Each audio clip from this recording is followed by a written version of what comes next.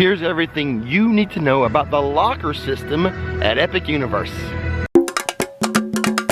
Hey, what's going on everybody? Rick here, Epic Universe, a new theme park, a new locker system. I'm gonna go over the all-day lockers, the ride lockers, pricing, location, anything you need to know about lockers will be in this video. We're gonna start with the first set of all-day lockers, which will be located to the left of the Kronos Tower, just this way. There's even a sign to point you to the way. So as you veer left from the sign, here's the first set of all-day lockers. And the first thing you need to know is that the lockers are operated by photo validation. You just click right there, and then you look into the camera there, confirm that that is you, and it will show you the pricing. $15 for medium lockers and $20 for large lockers. And to access the locker anytime you want, you press the first button, you look into the camera again, you confirm it's you, and it reopens your locker. I have used these lockers several times. Not once has the photo validation failed me. It has worked 100% of the time. There are 4 other all-day locker locations. We're gonna take a lap around the park clockwise. I'm gonna show you those other 4 locations. Plus, we're gonna talk about the ride lockers. You do not have to pay for the ride lockers. They are free as long as you're in the queue waiting to ride the ride. Now, before you get to Super Nintendo World, which is on our left, we're gonna reach this concierge desk, this guest services location. It is the home to a set of lockers. If you walk around the building to the back side of it, 12 medium lockers, 8 large lockers, the same pricing I showed you just minutes ago. Same procedure, press that button there, look in the camera there. What I did not show you before, the payment method, just slide your credit card or debit card to make payment. And we'll move on and talk about more lockers. What, if any, lockers are in Super Nintendo World?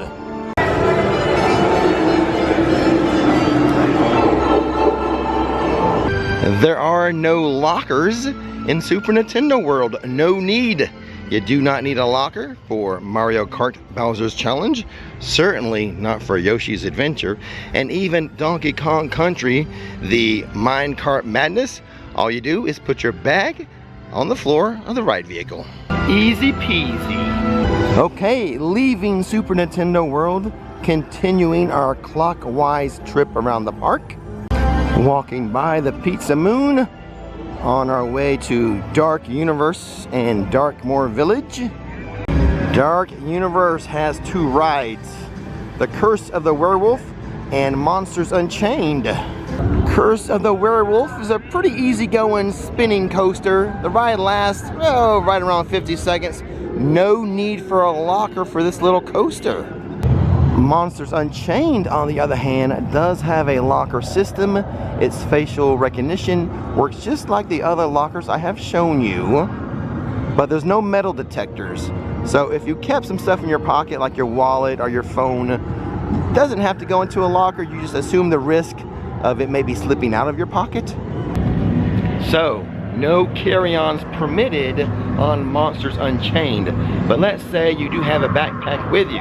You didn't get a all-day locker, have a backpack with you, and you're in the queue, and you get to the lockers and the bag won't fit.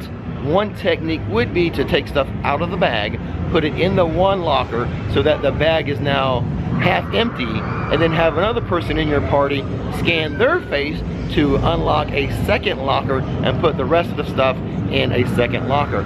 Otherwise, you would need to get one of the large all-day lockers.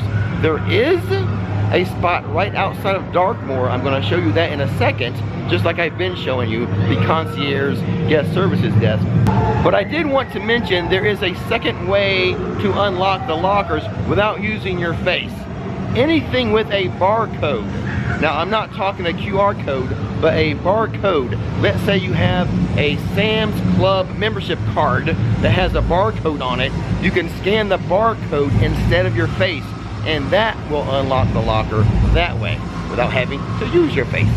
So anything with a barcode can also be used instead of photo validation. You just click on the bottom right over here. Okay, you can use pretty much a Sam's Club, Costco, ID, locker rental card, anything with a barcode could be used alternatively from photo validation. So as we walk out of Dark Universe, to our left is that concierge, the guest services kiosk. On the back side of it, you've guessed it, more lockers. So I will demonstrate how to open or rent a locker with a barcode. This place here where we have been pressing to open with photo validation, below it, tiny print, push to rent or open with barcode. My annual pass has a barcode, my driver license has a barcode, so you would just go down to the camera underneath. That is the camera for the barcode. But be aware, if you use the barcode method, you must keep the barcode on you. You can't put the barcode, whether it be your license, your SAM card, your pass holder card, inside the locker, right? Now, if you use facial recognition, you take your face with you on the ride. All the time, no matter what. You don't put your face in a locker. So just be aware that if you use your license or something else, keep it on your person. Don't put it in the locker. Then otherwise, it's a whole big deal. You got to get somebody to help you. You don't want that. So just remember that little caveat, please. Now, let's continue our lap around the park. Next stop, the Wizarding World of Harry Potter. There's only one ride in here, and your chances of getting a virtual queue for the Ministry of Magic, pretty slim anyway.